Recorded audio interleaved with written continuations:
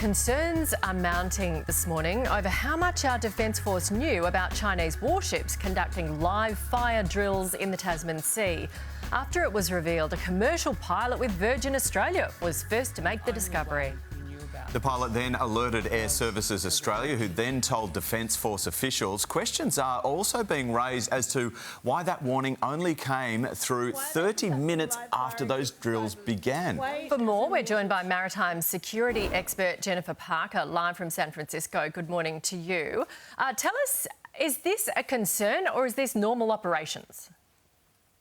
Hey, Nat and Chevo, thanks so much for having me on. Look, the idea of ships conducting gunnery firing serials at sea is really common, right? Ships will do this for training currency, to test out tactics, etc. This is common.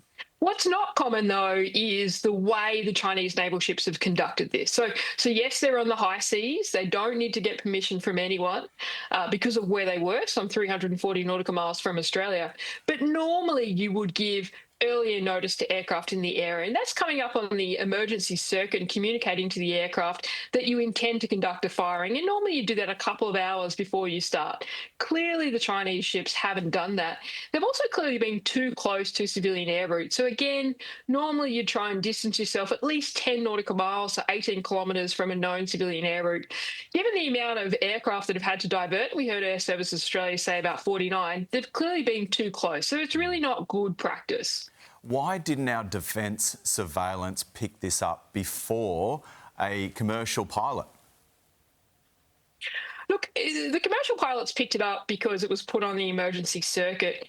In terms of Defence picking it up, look, we really don't know what Defence did know, and I don't expect they'll necessarily release that. We do know that there was a New Zealand ship and an Australian ship in the vicinity. The New Zealand ship, certainly on the first day, did detect the Chinese ships moving into a formation that looked like they were potentially conducting a gunnery serial.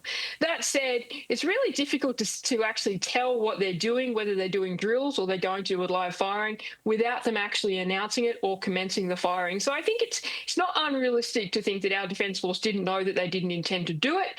Certainly they didn't tell us, and we don't have a very good military-to-military relationship. And we've seen that through a number of incidents over the last couple of years. OK, thank you very much, Jennifer.